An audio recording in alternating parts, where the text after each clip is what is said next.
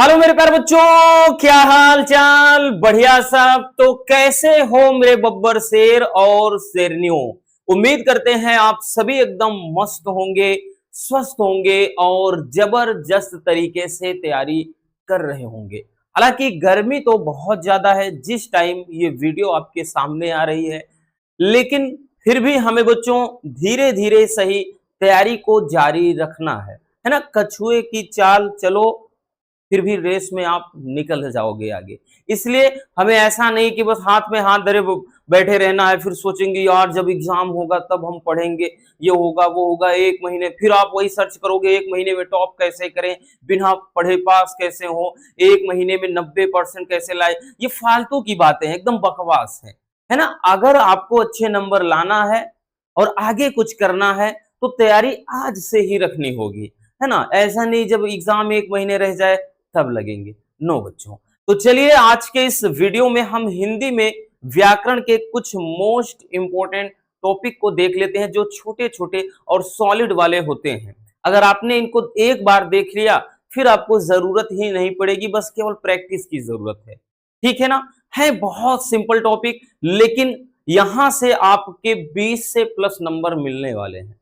अब भाई अगर मेहनत ज्यादा ना करना पड़े और 20 नंबर यूं ही मिल जाए तो इससे अच्छी बात क्या है। तो चलिए देखते हैं व्याकरण के कुछ महत्वपूर्ण टॉपिक जो कि 2027 बोर्ड एग्जाम के लिए बहुत ज्यादा इंपॉर्टेंट है बबुआ। जिसमें अपन आज देखेंगे कि लोकोक्ति और मुहावरे को, दूसरा शब्दों में सूक्ष्म अंतर, तीसरा बबुआ अनेकार्थी शब्द, चौथा पॉइंट है कि अनेक शब्दों के लिए एक शब्द जिसको अपन बोलते हैं वाक्यांश। उसके बाद अगला है वाक्य में त्रुटि मार्जन, बोले तो जिसमें थोड़ा सब क्या है, कोई वाक्य दिया रहेगा उसमें त्रुटि गलती होगी उसको सुधारना। अगला पत्र लेखन, और साथ ही साथ इसमें एक और देखेंगे बच्चों, साथ ही साथ इसमें एक और देखेंगे हम, एक और देखेंगे क्या बोलते हैं अपठित गद्यांश। कौन सा? अपठित गद्यांश। पहले ये टॉपिक नहीं आता था, इसके स्थान पे विभक्ति वचन यानी संधि विच्छेद वगैरह देता था, अब ये भी दे दिया है। तो इसको भी अपन इंक्लूड करेंगे। और ये मिलाकर हमने बताया ना, आपके 20 से प्लस नंबर देकर जाएगा, मतलब ये सारे आपके मिलाकर 21 नंबर का लगभग आएगा, है ना। ये सब ऊपर के दो दो नंबर वाले, बस इनमें फटाफट करते चले जाएंगे, कोई टेंशन नहीं है। ठीक है, तो याद रखना भैया 20 नंबर की बात है बबुआ, इसलिए बहुत अच्छे तरीके से देख लीजिए। चलिए शुरू करते हैं मेरे प्यारे रसगुल्लों।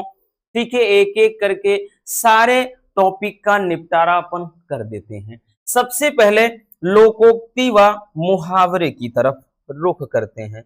टॉपिक ये कितना नंबर का आएगा?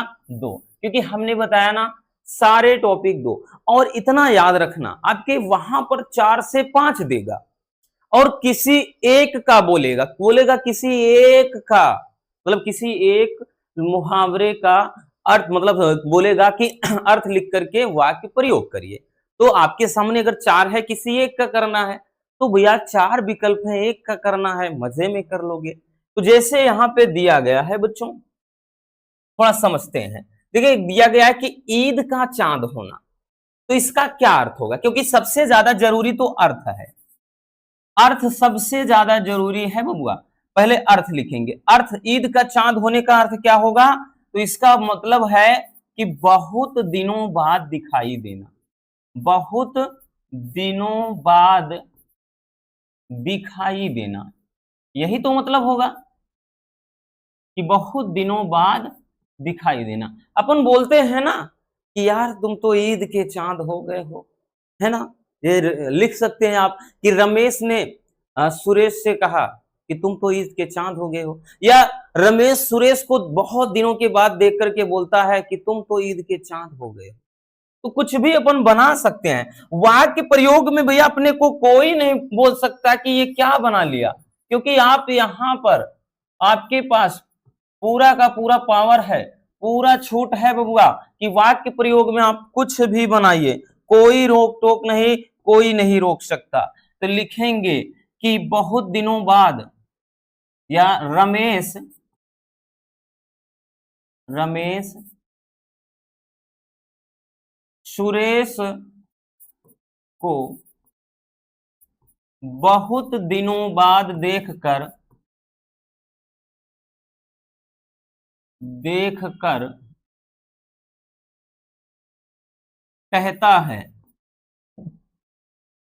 कहता है तुम तो ईद के चांद हो गए। भाई ईद का चांद तो रोज थोड़ी दिखाई पड़ता है, तो वही चीज कि बहुत दिनों बाद दिखाई देना, इसका मतलब क्या है, बहुत दिनों बाद दिखाई देना ईद का चांद। तो इस तरीके से वाक्य प्रयोग ये हमने आपको एक बता दिया है फॉर एग्जाम्पल कि ऐसे करना है। ठीक है बच्चों, अगला जैसे है, ध्यान देना बबुआ, अपने पैरों पर खड़ा होना। अब अपने पैर पर तो बोलेंगे दुनिया खड़ी है, हाँ बात सही है भाई, सब किसी कोई पड़ोसी के पैरों पर थोड़ी खड़ा होगा। तो अपने पैरों पर खड़ा होना मतलब इसका अर्थ क्या होगा, इसका अर्थ क्या होगा, इसका अर्थ होता है प्यारे बच्चों स्वावलंबी होना। क्या चीज, स्वावलंबी होना। अब स्वावलंबी क्या होता है, अब बोलेंगे सर ये क्या है, देखिए स्वावलंबी का मतलब होता है कि जैसे होता है ना कि भैया किसी और के कंधे पर कोई मतलब हम बोझ बन के ना रहें, ठीक है, कामयाब हो जाएं, जिसको बोले कि खुद हम क्या है उस लायक बन जाए कि किसी के आगे हमें हाथ फैलाने की जरूरत न पड़े, तो हम स्वावलंबी हो जाएं। खुद के बोलते हैं ना कि अब तो तुम्हार बेटवा 2-4 पैसा कमाने लगा है, अब तो अपने हाथों मतलब अपने पैरों पर खड़ा हो गया है। तो ये चीज होता है कि स्वावलंबी हो जाना यानी खुद से क्या है वो पूरी तरह से परिपक्व हो जाए।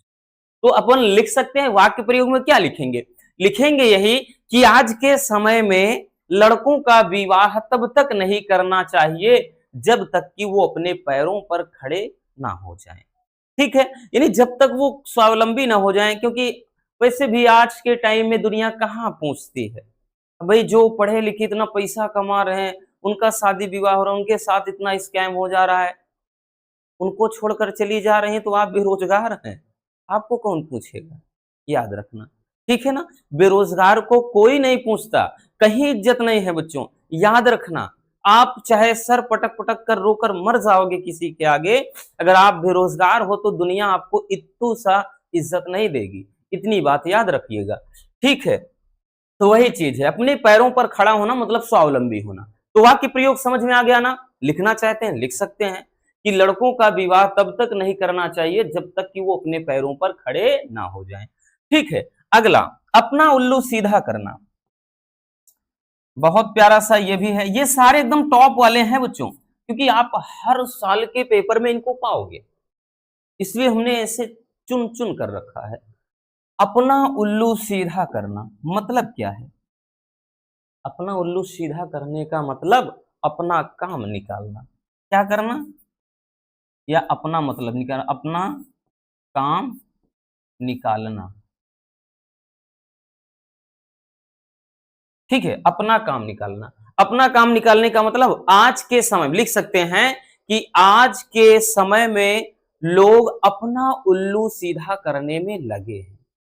बात वही है भैया, अपना उल्लू का मतलब अगर लोग वही देखिए, लोग आपको तभी तक याद रखते हैं या तब तक आपके साथ होते हैं जब तक उनको मतलब होता है कोई, और जिस दिन आपसे कोई मतलब उनका निकल गया, जिस दिन समझो काम हो गया उनका, उस दिन आप कौन हो, आप कौन हो नहीं जानेंगे, नहीं पूछेंगे, यहां तक रास्ते में देखेंगे रास्ता बदल लेंगे। ठीक है, याद रखिएगा। तो वही चीज अपना काम निकालना लिख सकते हैं कि आज के समय में लोग अपना उल्लू सीधा करने में लगे हुए हैं। ठीक है, अगला देखते हैं प्यारे बच्चों, अगला है पानी पानी होना। भाई हम सब बता दे रहे हैं, वहां तो 4 देगा, एक ही करना होगा। ठीक है, और सब में मतलब जैसे अर्थ लिख के वाक्य प्रयोग तो बता दे रहे हैं। अब यहां पे ध्यान दीजिएगा कि पानी पानी होने का मतलब है क्या चीज, शर्माना, शर्मा जाना।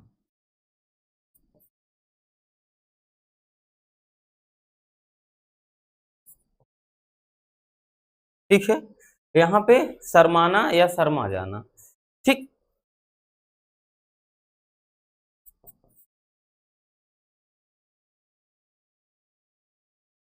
देखिए, या लज्जित हो जाना लिख सकते हैं, ज्यादा बढ़िया होगा, लज्जित हो जाना या लज्जित होना। अब देखिए, पानी पानी होना, सैया ने देखा ऐसे, मैं पानी पानी हो गई, है ना, गाना सुना होगा। तो यहाँ पे क्या है, पानी पानी होने का मतलब लज्जित हो जाना, मतलब ग्लानि महसूस होना, ठीक है, शर्मा जाना। जैसे कि लिख सकते हैं कि सुधा बगीचे में एक लड़के के साथ टहल रही थी और उसकी नजर अपने भाई के ऊपर पड़ गई और उसके भाई ने भी उसे देख लिया। अब भाई जब भाई उसका देख लेगा किसी उसको किसी लड़के के साथ, तो जब नजर मिल जाएगी भाई के साथ, तो वो लड़की पानी पानी हो जाए, ठीक है। तो वही चीज है कि पानी पानी होना यानी लज्जित हो जाना, ठीक। तो आप बनाकर लिख सकते हैं कि यहाँ पर कि सुधा लिख सकते हैं कि किसी लड़की के साथ बगीचे में टहल रही थी और जैसे ही उसकी भाई से नजर मिली, वो क्या है, पानी पानी हो गई, बस, कोई दिक्कत नहीं। अगला, हाथ कंगन को आरसी क्या, हाथ कंगन को आरसी क्या और पढ़े लिखो को फारसी क्या, है ना। चलिए देखिए, हाथ कंगन को आरसी क्या, इसका मतलब है कि प्रत्यक्ष को प्रमाण की आवश्यकता नहीं। इसका मतलब क्या होगा, ये भी बहुत इंपॉर्टेंट है बच्चों, ये वाला भी बहुत इंपॉर्टेंट है। प्रत्यक्ष को प्रमाण की आवश्यकता नहीं, की आवश्यकता नहीं, इसका मतलब क्या है बबुआ, इसका मतलब है कि जो कुछ हमारे आंखों के सामने है, अब उसके लिए कोई अन्य सबूत की तो जरूरत हो नहीं सकती है। तो यही है कि प्रत्यक्ष को प्रमाण की आवश्यकता नहीं, यानी कह सकते हैं कि जो विद्वान पुरुष होते हैं या विद्वान होते हैं, ठीक, उनकी योग्यता का, अब मतलब उनकी योग्यता का सबूत देने की आवश्यकता नहीं होती है। तो ये वही चीज है कि प्रत्यक्ष को प्रमाण की कोई आवश्यकता नहीं है, यानी जो चीज हमारे आंखों के सामने है उसके लिए अन्य से कोई सबूत देने की जरूरत नहीं है। तो आप लिख सकते हैं वाक्य प्रयोग में कुछ भी, काम की चीज है मेरे प्यारे रसगुल्लों, नोट कर लीजिए।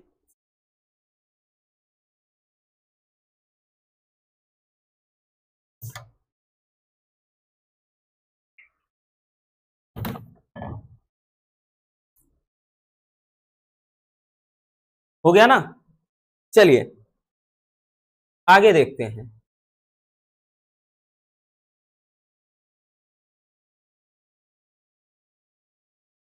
शब्दों में सूक्ष्म अंतर, यानी दूसरा आपका दूसरा टॉपिक है, शब्दों में सूक्ष्म अंतर, ये भी 2 नंबर का आएगा। अब इतना भी याद रखना, और ये वहां पे आपका 2 दिया रहेगा और दोनों करना होगा, यानी ये तो एक एक नंबर का, ये एक एक नंबर का, यानी 2 देगा बच्चों, दोनों करना होगा, एक एक नंबर का रहेगा, इसको तो दोनों करना होगा, 2 देगा, दोनों करना है। अब जैसे यहाँ पे पहला दिया है अविराम अभिराम, बोलेगा कि दिए गए शब्द युग्मों का में सही का चयन करिए, यानी अविराम और अभिराम में इनका कौन सा सही शब्द युग्म है। पहला है लगातार और रुचिकर, दूसरा है बिना रोक के और सुंदर, लगातार और आकर्षक, सुंदर और आकर्षक। देखिए इस तरह के क्वेश्चन आपके यूपीपी यानी उत्तर प्रदेश पुलिस में पूछे जाते हैं, एसआई में पूछे जाते हैं, दरोगा के पेपर में ये सारे क्वेश्चन आएंगे बच्चों, याद रखना अगर आप आगे सोचते हैं, इसीलिए बोल रहे ना काम की चीजें हैं, ठीक है। तो देखिए लगातार, और बाकी तो भाई आपका यूपी बोर्ड का क्लास 12 का तो सिलेबस है ही ये। तो अविराम का मतलब क्या होता है, अविराम का मतलब होता है बच्चों बिना रुकावट के, किसके बबुआ, बिना रुकावट के। और अभिराम का मतलब होता है सुंदर, क्या होता है, सुंदर। तो हम यूं कह सकते हैं, बिना रुकावट का मतलब क्या, लगातार, इसको लगातार भी लिख सकते हैं, लगातार। तो लगातार कहें या बिना रुकावट के, ठीक है। तो ऐसा कौन सा है, कौन सा है कि लगातार और या फिर बिना रुकावट के और सुंदर। तो ये भी देखिए, ये देखिए ना, बिना रोक के और सुंदर, यानी बिना रुकावट के और सुंदर, यही तो सही है ना बच्चों। तो ये क्या हो जाएगा, सही हो जाएगा, ठीक है, ये सही हो जाएगा। अगला देखते हैं, तो ये हो गया अगला, अंश और अंश, मतलब थोड़ा सा अंतर होगा बस, कि पढ़ने में जैसे यहाँ अभिराम अभिराम, यहाँ अंश है यहाँ अंशु है, बस इतना। तो अंश और अंशु, इसमें बताना है कौन सा सही शब्द युग्म होगा। पहला है भाग और सूर्य, सूर्य और भाग, भाग और किरण, तीसरा है भाग और वरुण। तो देखिए इस अंश का मतलब होता है हिस्सा, भाग, ठीक है, और इस वाले अंशु का मतलब होता है किरण। क्या होता है? किरण होता है, ठीक, सूर्य की जो किरणें होती हैं। तो भाग और सूर्य नहीं होगा, भाग और सूर्य और भाग ये भी नहीं होगा, भाग और किरण यही, यानी गा वाला जो विकल्प होगा वो सही हो जाएगा बच्चों, ठीक है। तो इस तरीके से बबुआ शब्दों में सूक्ष्म अंतर वाला हो जाता है, ठीक है। चलिए समझ में आ गया ना। आगे देखते हैं बच्चों, अब आ जाएंगे अनेकार्थी पे, ठीक। अभी तो यहाँ पे आपको केवल बताया जा रहा, बाकी इतने सारे क्वेश्चन करवाएंगे, एकदम फोड़ कराओगे। ये भी मेरे प्यारे रसगुल्लों कितने नंबर का आएगा? 2 नंबर का। वहां आपके 4 से 5 दिया रहेगा, बोलेगा क्या? कहेगा कि किसी एक के 2 अर्थ लिखिए। अब भाई 4 दे देगा, अगर किसी एक के 2 अर्थ लिखना है, कितना मजेदार होगा। अब कौन कौन से इंपॉर्टेंट है, 3 से 4 वीडियो में सब निपटा देंगे, याद रखना। यहां से सारे क्वेश्चन 100 में 100% हम गारंटी के साथ कह रहे हैं, आप पेपर में देखिए मिलेंगे। अनेकार्थी में जैसे कर्ण का मतलब क्या है ये आपको बताना है, तो भैया यहां पर बच्चों आपको ये चीज बताना है कि कर्ण का मतलब क्या है, मित्र का मतलब क्या है, मधु का मतलब क्या है, हार का मतलब क्या है, तीर। सब अच्छे से इनको एक नोट्स, जितनी बार व्याकरण की सीरीज आएगी उनको अलग नोट करते चलना, बुक का लाएंगे उनको अलग नोट करते चलना, ध्यान देना, ठीक है। तो कर्ण का मतलब एक तो कान होता है, और कर्ण का मतलब क्या है ये बताना है। और कर्ण किसे कहते हैं? तो कुंती के पुत्र। भाई महाभारत में कुंती के पुत्र को ही तो कहा जाता था कुंती का पुत्र, ठीक है। अगला, अब यहां पे मित्र है, तो मित्र का मतलब दोस्त होता है, जिसको सखा कह सकते हैं हम। और एक मित्र का मतलब सूर्य भी होता है बच्चों, याद रखिएगा। वहां की 2 अर्थ आपको भले 3 से 4 पता हो, लेकिन बोलेगा 2 लिखिए तो 2 ही लिखना, ठीक है। अब अगला है मधु। अब मधु का मतलब क्या होता है? तो मधु का मतलब एक तो होता है शहद, और दूसरा होता है शराब, है ना। इसको तो बेवड़े लोग सोम रस, राम रस, क्या क्या बोलते हैं, है ना, बदनाम कर दिया है। ठीक, सोम तो जो है अलग चीज है, बताओ, राम रस कहते हैं। अब उसके बाद आगे देखिएगा, इसी को मधु को क्या कहा जाता है? जैसे मधु एक होता है क्या उसमें जो परागकण होता है ना, पराग, जो पराग निकलता है ना फूलों का, जो फूलों का रस होता है, पराग होता है, वो होता है मधु, ठीक है। और एक मधु का मतलब मीठा भी होता है, ठीक। तो इसके बहुत सारे हैं, लेकिन हमने बताया ना 2 याद है तो 2 ही याद रखो। अगला है हार। हार का मतलब होता है पराजय, जैसे कोई युद्ध में हार जाए, उस यानी उसकी हार हो जाए, पराजय हो जाए, वो वाला हार। और एक होता है गले का हार, गले का कोई हार हो, ठीक है। और एक है फूलों का हार,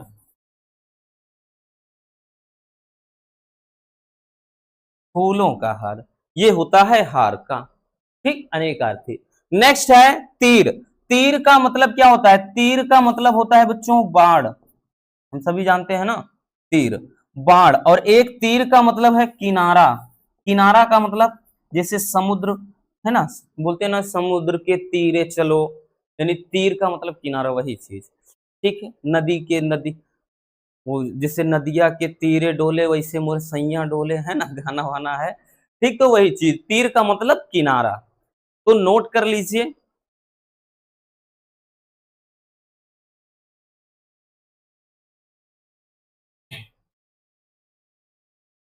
अगला, अगला है अनेक शब्दों के लिए एक शब्द जिसको वाक्यांश बोला जाता है। वाक्य, वाक्य का एक अंश यानी वाक्यांश आएगा कितना? 2 नंबर का। ठीक है, याद रखिएगा, एक एक नंबर करके ऐसा रहेगा। ये भी बड़ा आसान होता है, ये वाक्यांश वाला भी बहुत आसान होता है। वहां तो बहुविकल्पी के रूप में देगा, और यहां हम ऐसा इसलिए लिख रहे हैं बच्चों, तो ताकि आप अच्छे से याद रख सको। वहां तो आपका 4 विकल्प दे देगा, जैसे अभी आपने देखा शब्द युग्म वाले में था, ऐसे दे देगा, जो ईश्वर में विश्वास रखता हो या करता हो, दे देगा। वहां पे आपका विकल्प दे देगा, आपका 4 विकल्प देगा कि कौन सा सही होगा। ठीक है, तो यहां पे जो ईश्वर में विश्वास रखता है उसे क्या कहते हैं? आस्तिक कहते हैं। ये बहुत ज्यादा, भले बहुत आसान है, आप पिछली कक्षाओं से आप 6, 7, 8 से 9 से भले पढ़ते चले आए हों, लेकिन बहुत मतलब मजेदार है, इंपॉर्टेंट है। तो आपका ऐसे विकल्प देगा कि जो ईश्वर में विश्वास रखता है उसे क्या कहते हैं, तो देगा आस्तिक, नास्तिक, ठीक, ऐसे ऐसे करके, आस्थावादी, अनास्थावादी, ऐसे ऐसे करके विकल्प 4 दे देगा।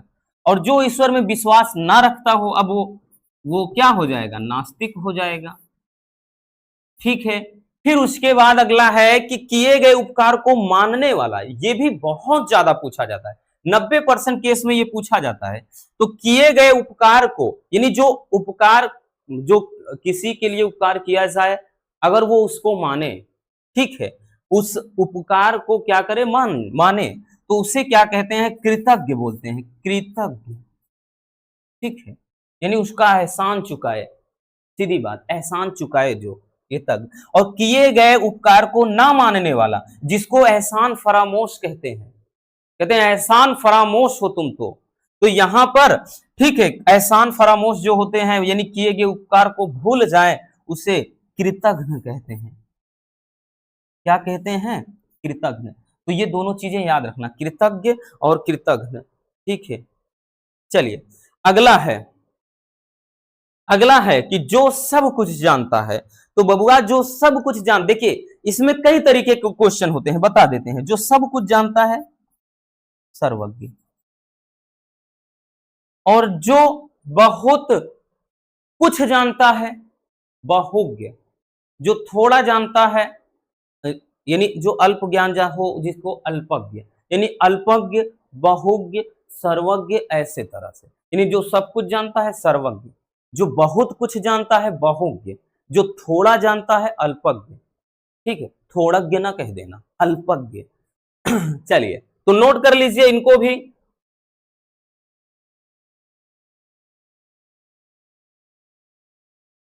हो गया?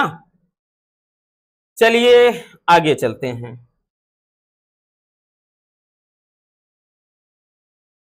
आगे चलते हैं, यहां से भी आपका 2 नंबर आपके जेब में जाएगा।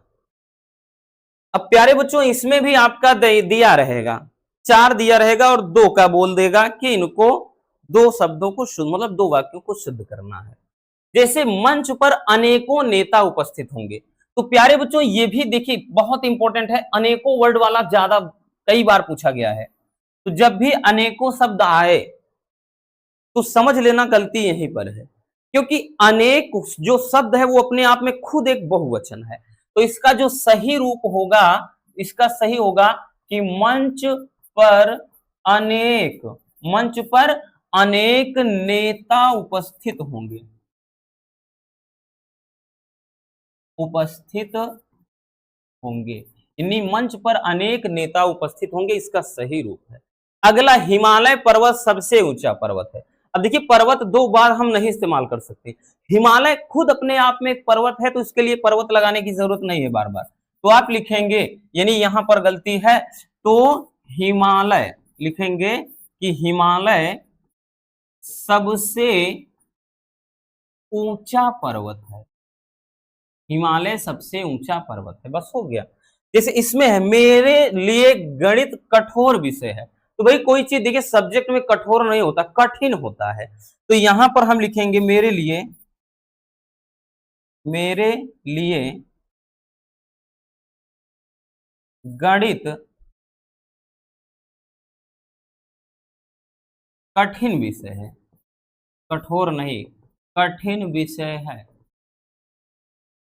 अगला है, वह जल से स्नान कर रहा है। जल से, जल में स्नान होता है, वह जल में स्नान कर रहा है।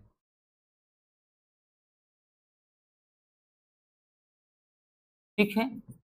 तो ऐसे छोटी छोटी गलतियां होती रहती हैं।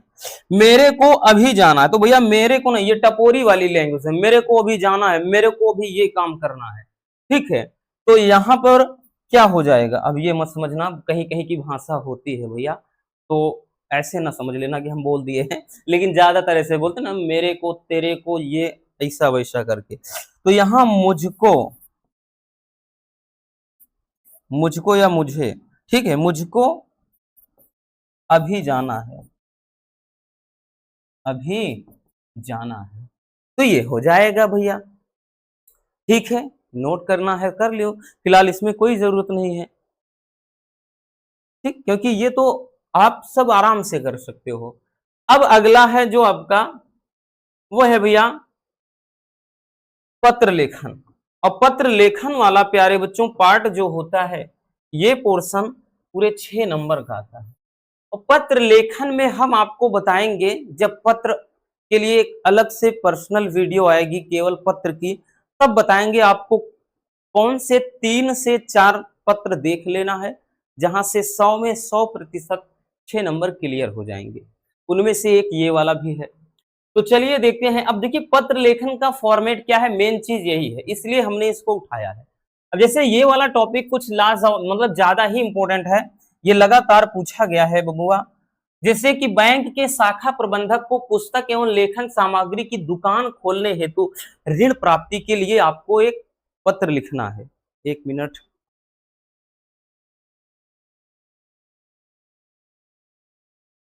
अब यहाँ पे आपको ये चीज का ध्यान देना है। अब यहाँ जो पुस्तक एवं लेखन सामग्री, यहाँ कुछ भी बोल सकता है, बोल देगा कुक्कुट पालन के लिए, मत्स्य पालन के लिए, लेखन जैसे बोल दिया है तो आपको होजरी का दुकान, जैसे किराना मतलब होता है नहीं कि आपको कॉस्मेटिक वगैरह की दुकान खोलने के लिए, या फिर अन्य किस कोई बोल देगा कि कोई व्यवसाय करने के लिए। तो मतलब हमारा पर्पस ये है कि हमको ऋण चाहिए, लोन चाहिए।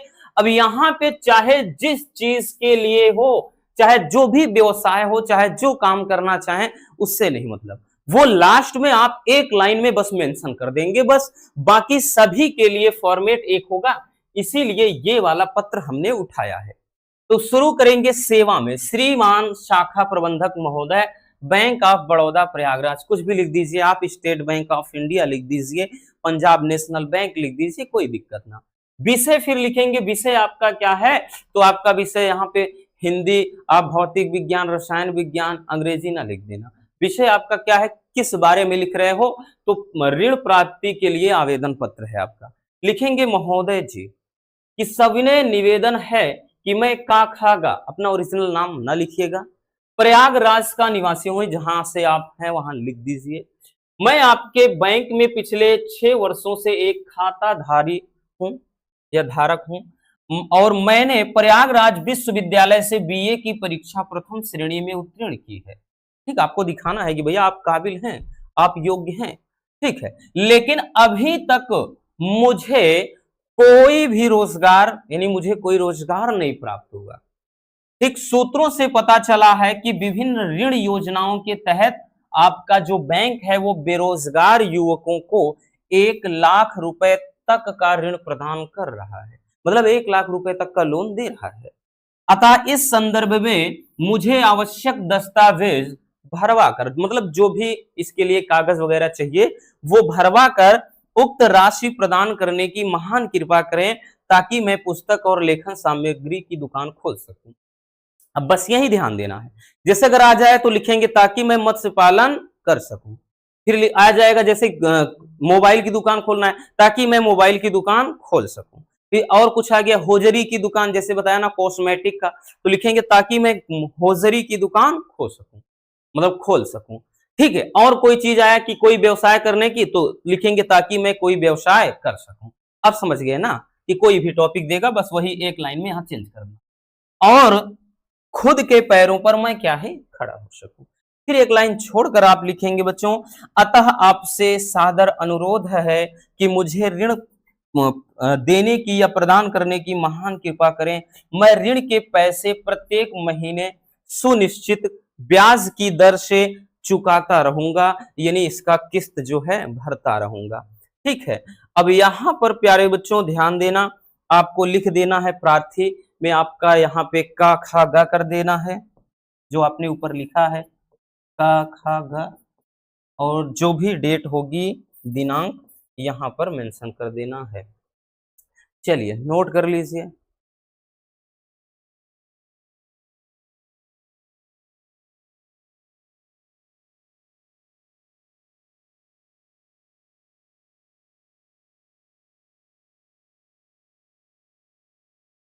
हो गया?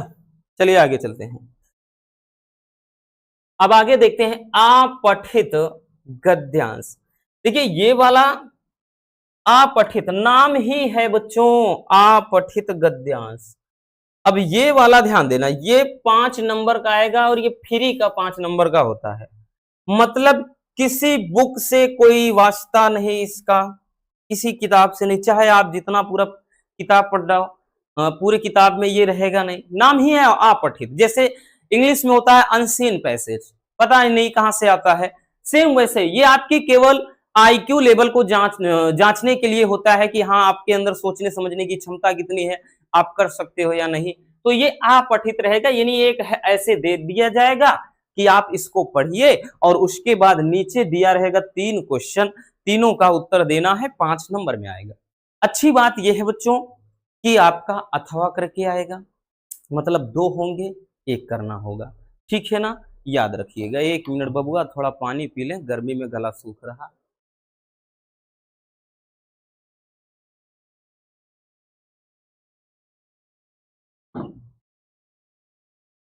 समझ में आ गया?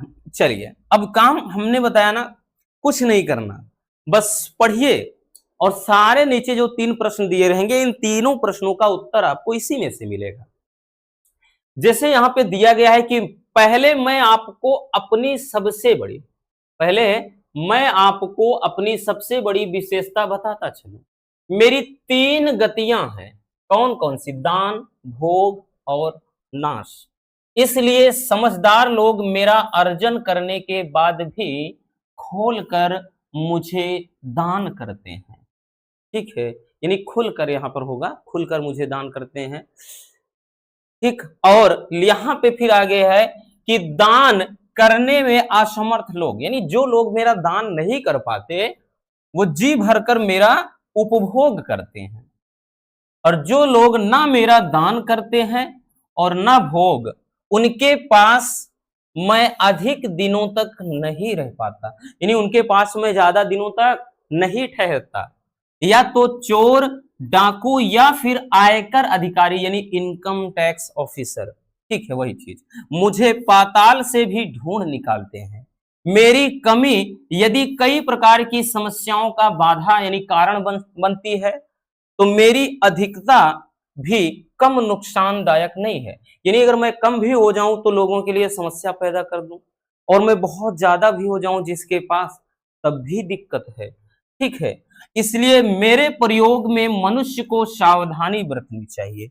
अब देखिए यहां पर मैं बोल रहा है कि मैं क्या हूं, कैसे हूं, मुझे कैसा इस्तेमाल करना चाहिए, ठीक है? मुझे कौन कौन तरीके से आप उपयोग कर सकते हो, ये सारी चीजें बताई जा रही हैं। तो यहां पर वही चीज है। अब यहां पे प्रश्नों पर आ जाते हैं। प्रश्न ये कह रहा है कि उपयुक्त गद्यांश के वक्ता का नाम क्या है? भैया समझना, समझना बच्चों, समझदार लोग इसको इतने आसान तरीके से निपटा देंगे कि जो थोड़ा समझने वाले स्टूडेंट होंगे, बहुत सिंपल। वक्ता इसमें कौन है? तो वक्ता इसमें है क्या? तो सीधी सी बात है, धन। क्या है? धन है, अर्थ। तो वक्ता इसमें कौन है? धन है। क्योंकि आप समझिए, कह रहा है कि दान, भोग और नाश, ये 3 गतियां हैं। और भाई चोर हैं, चोर है, कोई डाकू है, या आयकर अधिकारी इनकम टैक्स ऑफिसर, भाई छापा कहां मार, चोर चुराएगा धन को, भाई जो डाकू वगैरह वो भी लूटपाट मचाते हैं, और जो इनकम टैक्स ऑफिसर हैं वो भी अगर आपके पास पैसा बहुत ज्यादा होगा तभी आपके घर में छापा मारेंगे। तो यहां पर वही चीज है ना, वो पाताल से भी ढूंढ निकालते हैं, ठीक। फिर नीचे वही चीज तो है ना कि अगर पैसा किसी के पास कम भी हो गया तब भी बहुत सारी समस्या आ जाएगी, भूखा मरेगा व्यक्ति, बीमार हो गया, इलाज के पैसे नहीं। तो तब भी समस्या, और जिसके पास आवश्यकता से ज्यादा हो गया तब भी वो कम नुकसानदायक नहीं है। ठीक है, यानी जिसके पास ज्यादा है तब भी अभी देखा ना बहुत तरह की दिक्कत, मतलब उनको ये सोचना कहाँ रखना, कैसे रखना है, इतना पैसा क्या करें, कैसे करें, चोरी हो जाएगा, क्या हो जाएगा, तब भी तो दिक्कत ही है। ठीक है, तो वो चीज, तो अब समझ गए ना कि इसमें वक्ता कौन है, यानी जो कुछ जो बोल रहा है वो कौन है, धन है। अगला है कि वक्ता की कौन कौन सी गतियां हैं, तो भैया वक्ता की कौन कौन सी गतियां हैं, तो वक्ता की 3 गतियां हैं। पहला है दान, तो आप डायरेक्ट ऐसे नहीं लिखेंगे, इसमें लिखेंगे उपयुक्त गद्यांश में वक्ता का नाम धन है, फिर लिखेंगे वक्ता की 3 गतियां दान, भोग और नाश है।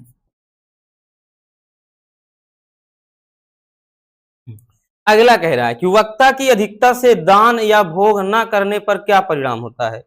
दान या भोग न करने पर, ठीक है, देखिए क्या होता है कि जो लोग मेरा ना दान करते हैं ना भोग करते हैं उनके पास अधिक दिनों तक नहीं रह पाता है।